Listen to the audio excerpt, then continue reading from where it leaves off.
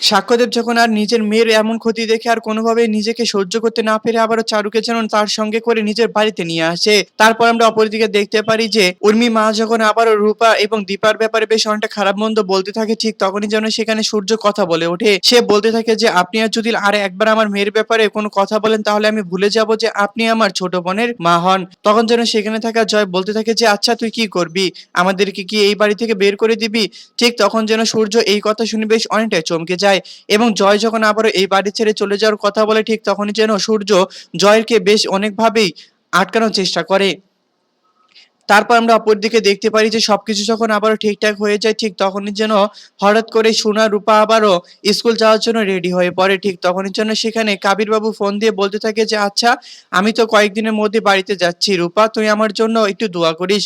তখন যেন এই কথা শুনে রূপা বেশ অনেকটা খুশি হয়ে যায় এবং চারপাশে এসে বলতে থাকে যে আমার দাদু আবারও বাড়িতে ফিরে আসছে।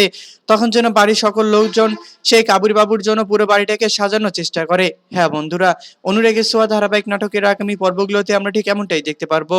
আর আপনারা যদি আমাদের চ্যানেলে নতুন হয়ে থাকেন তাহলে চ্যানেলটিকে অবশ্যই একটু সাবস্ক্রাইব করে দিবেন। আর আজকের এই এপিসোডটি যদি আপনাদের কাছে ভালো লেগে থাকে তাহলে আমাদেরকে পরবর্তী নেক্সট এপিসোড পাওয়া পর্যন্ত আমাদের চ্যানেলের সাথেই থাকবেন। ধন্যবাদ।